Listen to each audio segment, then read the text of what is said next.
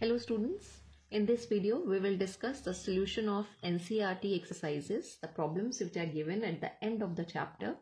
We will start off with question number 4, and question number 4 says write the chemical formula of following. 1, 2, 3, 4. 4 molecules are given and you have to write the chemical formula of them. You know how to write the chemical formula, we have learned in previous class. Suppose we have to write the formula of magnesium chloride. So what is the process? We have to write the symbol first. Magnesium का symbol है Mg. Chloride ions comes from chlorine जिसका symbol है Cl. Then we will write the valency of these elements. The valency of magnesium is 2. And the valency of Cl is 1. Now we will interchange these valencies and we will get the formula which is MgCl2. So the formula for magnesium chloride is MgCl2. Same way we will determine the formula of calcium oxide. The symbol for calcium is Ca and oxide ion come from oxygen, right? Oxide ion is basically anion which has negative charge on it. Anions are negatively charged and cations are positively charged. So calcium is basically cation, it has +2 charge, and oxide is an anion which has -2 charge. But when we write the valency, that means we will write charge but without plus or minus. So actually we write valency. So the calcium is basically divalent. The valency of calcium is 2, as well as the valency of oxygen is also 2. This way we will interchange. So we will get Ca2O2. Now we will simplify this and we will divide this by a suitable highest common factor and we will bring it to the simplest form. तो ये 2 और ये 2 cancel हो गया and we will get CaO. So the formula for calcium oxide is CaO. Same way we have copper nitrate. So the symbol for copper is Cu and nitrate जो है उसका formula होता है NO3. नाइट्रेट आयन जो है उसके ऊपर -1 charge होता है और जो इसमें एलिमेंट इन्वॉल्व है नाइट्रेट आयन में वो है नाइट्रोजन और ऑक्सीजन, राइट? तो अब यहाँ पे हमने सिंबल लिख लिए. कॉपर मेटल है, नाइट्रेट एनायन है, दोनों के सिंबल लिख लिए. कॉपर की जब हम वैलेंसी की बात करेंगे तो कॉपर +1 और +2 दोनों वैलेंसी शो करता है, लेकिन जो इसकी कॉमन वैलेंसी या ऑक्सीडेशन स्टेट या चार्ज है वो +2 आता है. तो जब भी आपको कॉपर के किसी मॉलिक्यूल का फॉर्मूला ड्राइव करना है तो आप 2 लेके चलेंगे और नाइट्रेट जो है वो 1 है.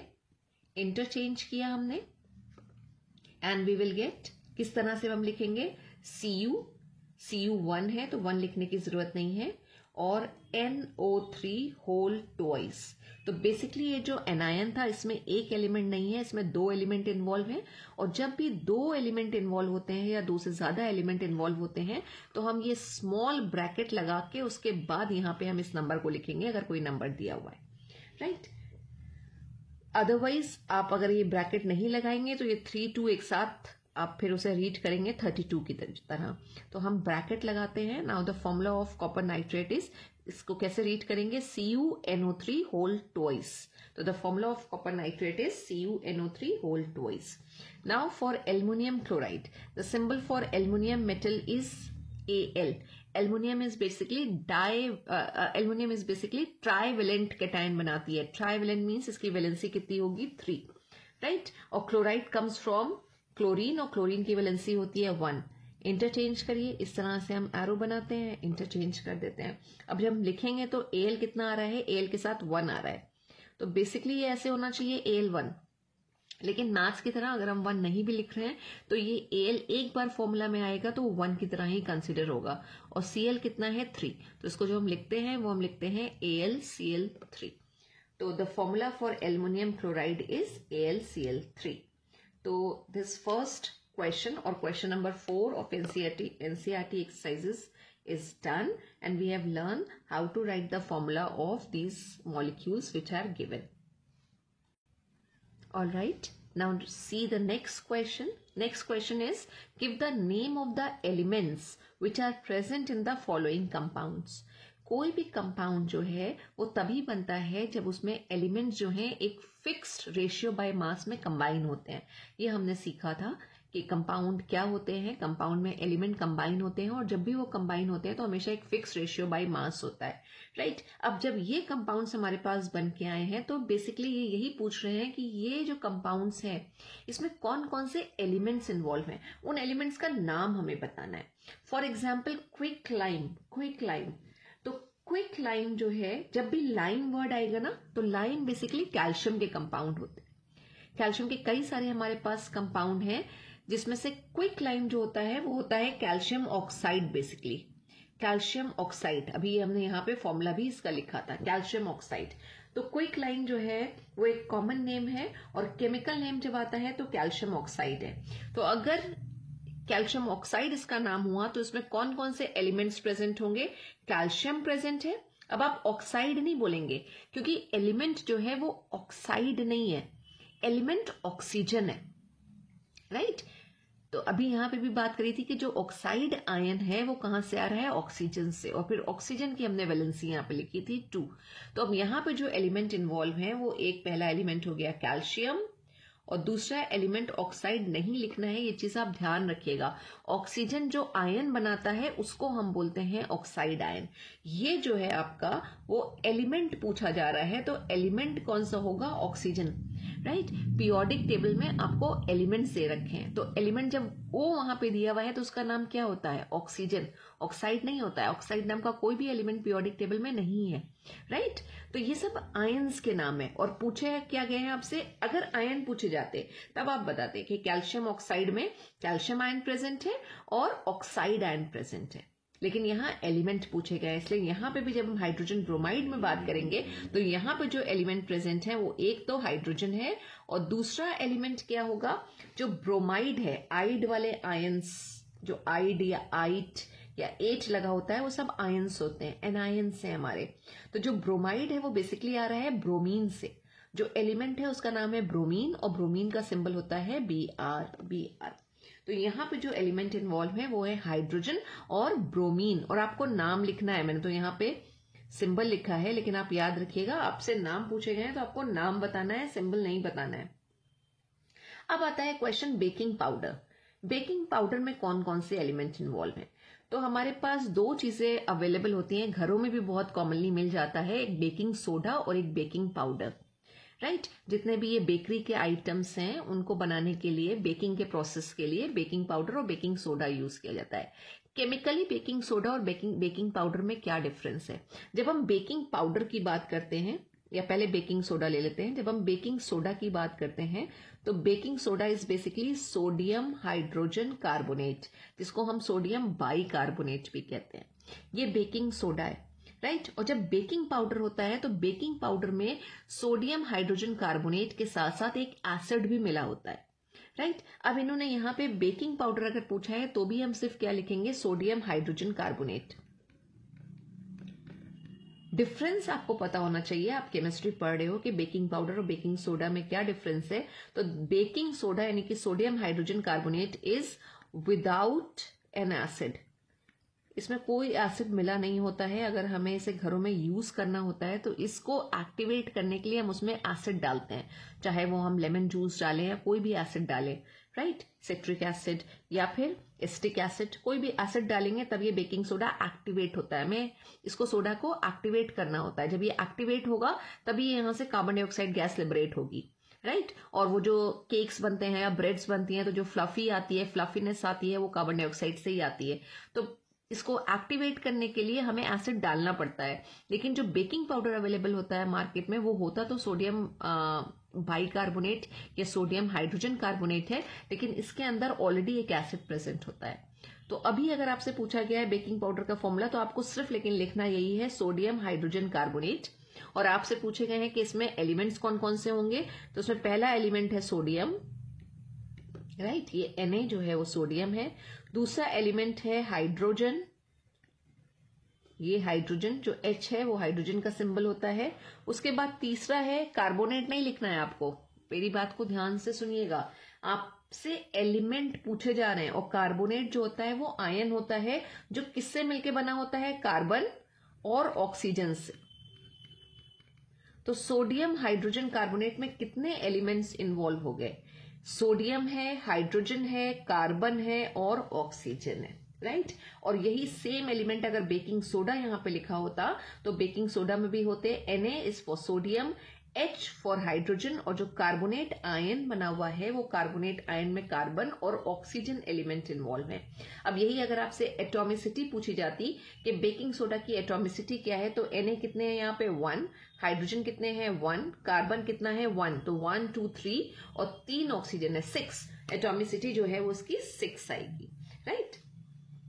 इसके साथ जो एसिड होता है उसको आपको यहाँ पे कॉम्पोजिशन में या एलिमेंट में लिखने की जरूरत नहीं है। आप जो मेन कॉम्पोजिशन है बेकिंग पाउडर का, बस यहाँ पे वही लिखिए, सोडियम हाइड्रोजन कार्बोनेट, और उसमें जो एलिमेंट आ रहे हैं उनका नाम लिख दीजिए। लास्ट बचा है पोटेशियम सल्फेट। पोटेशियम सल्फेट में कौन कौन से एलिमेंट्स प्रेजेंट होंगे। पोटेशियम सल्फेट का फॉर्मूला होता है K2SO4, राइट।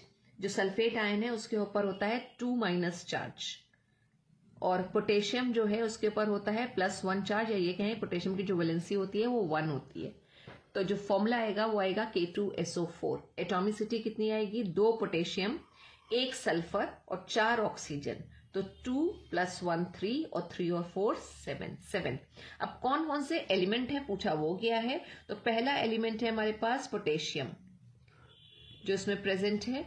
दूसरा एलिमेंट सल्फेट नहीं है, दूसरा एलिमेंट क्या है, सल्फेट जिन एलिमेंट से मिलकर बना है वो है सल्फर, तो दूसरा एलिमेंट हो गया सल्फर। और तीसरा एलिमेंट क्या है, ऑक्सीजन, ऑक्सीजन।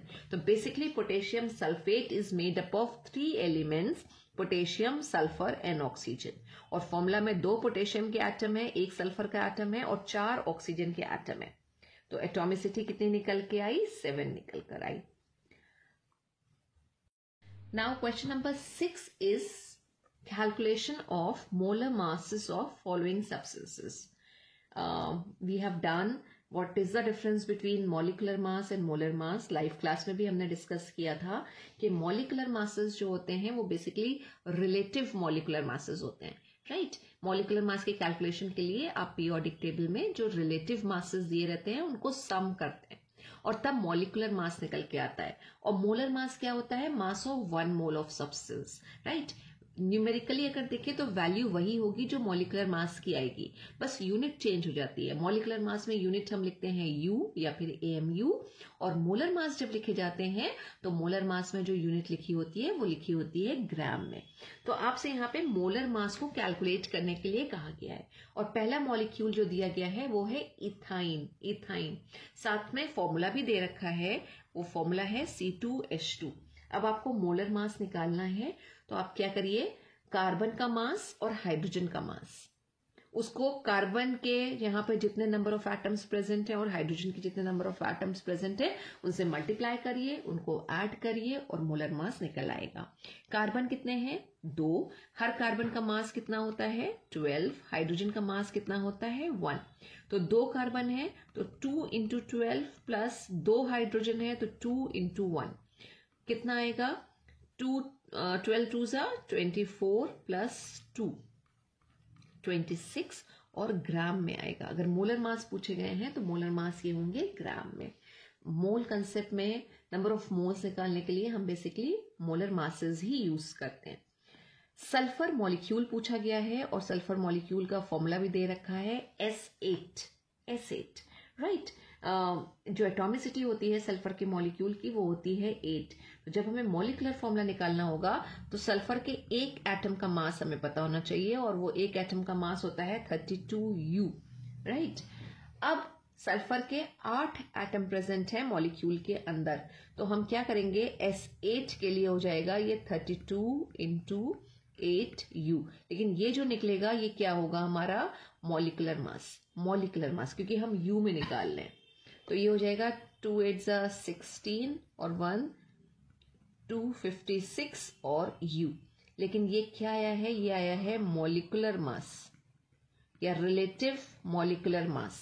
और इसी को हमें अगर मोलर मास में कन्वर्ट करना हो तो सिंपली हमें क्या करना है, बस यूनिट चेंज कर देनी है। तो देयरफॉर मोलर मास क्या हो जाएगा, molar mass of S8 is equal to 256 gram. Last problem देख लेते हैं।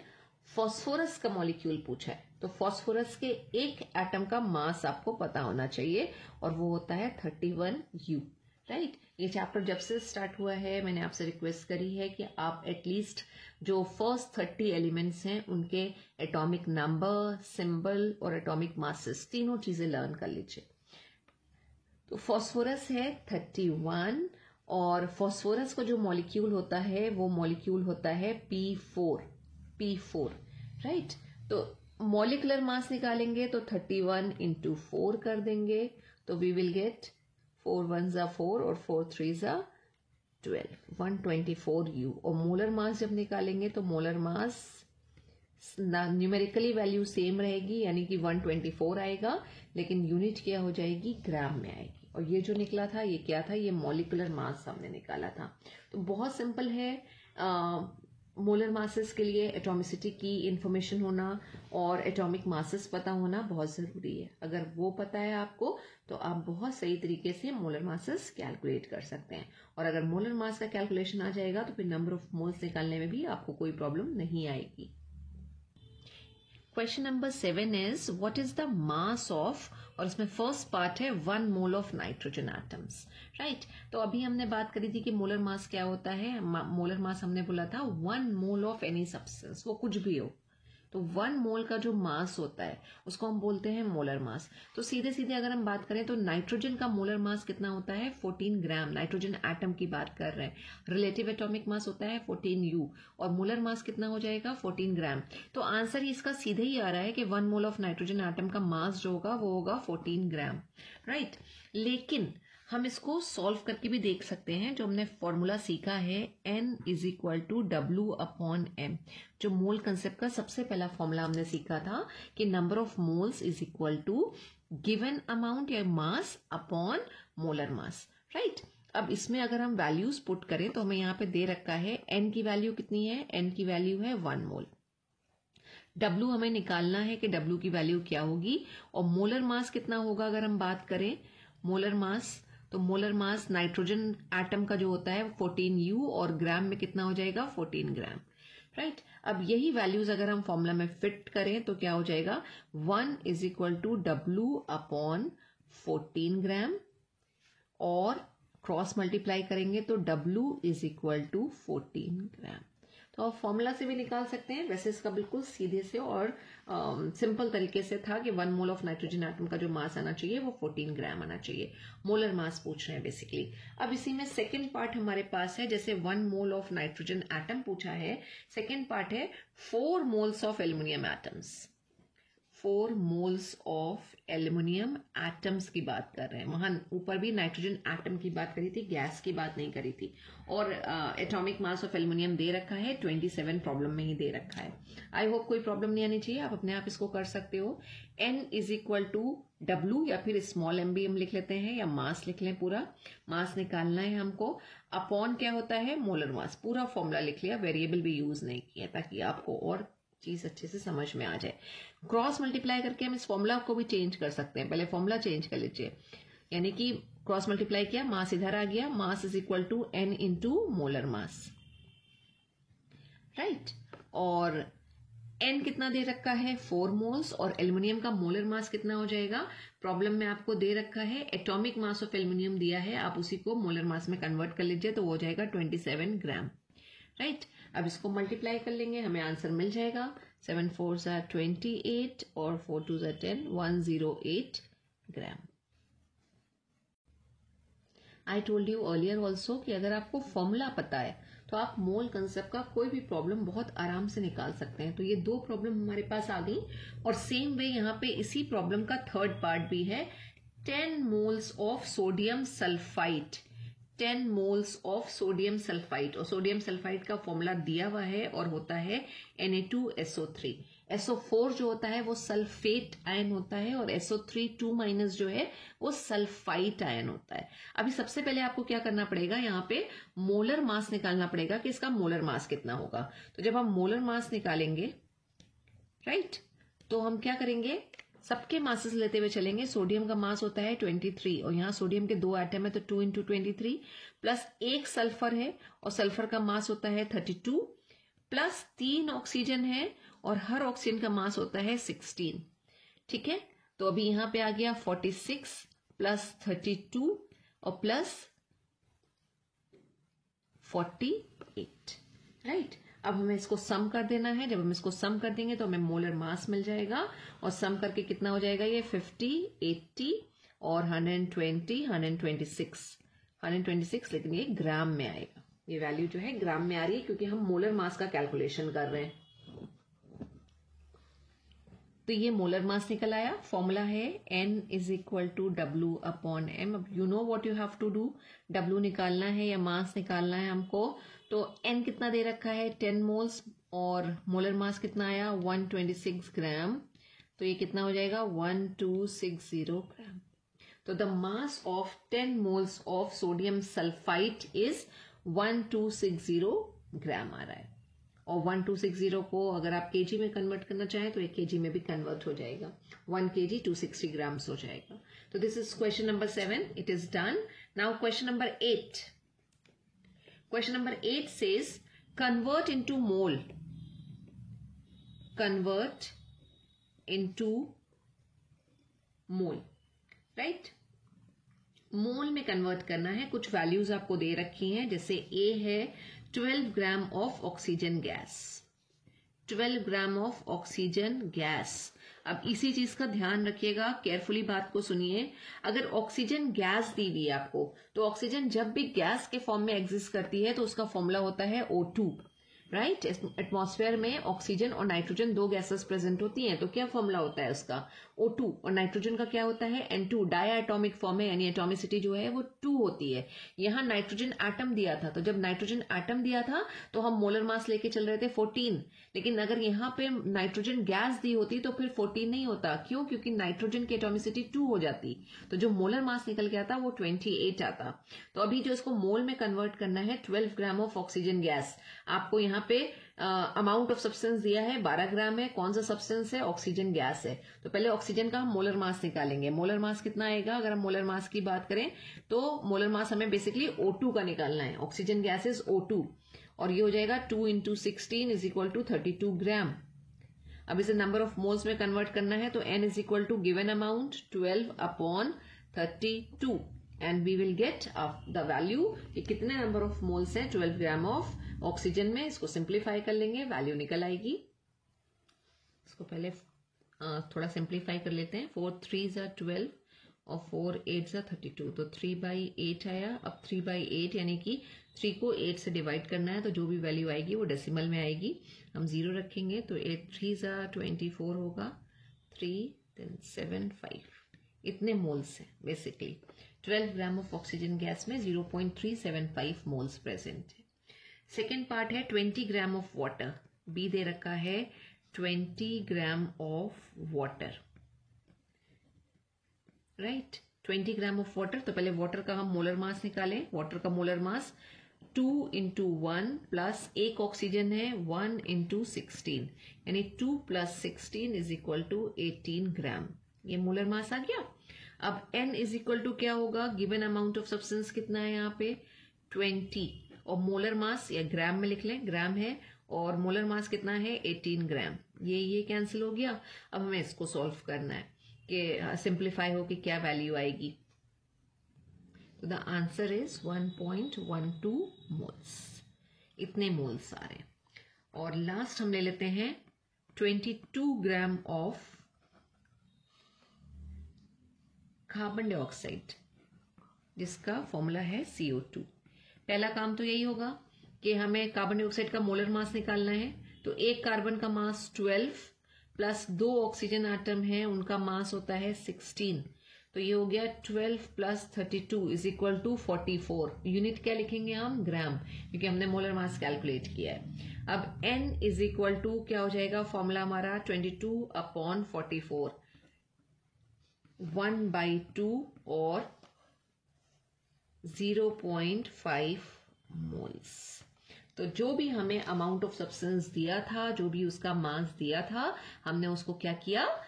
मोल्स में कन्वर्ट कर लिया, या फिर उसमें हमने मोल्स फाइंड आउट किए, ये पर्टिकुलर अमाउंट में कितने मोल्स प्रेजेंट हैं। So we have done 5 problems of NCERT exercises, question number 4, 5, 6 and 7 or 8, right? Rest we will complete in the next class. Thank you so much, students.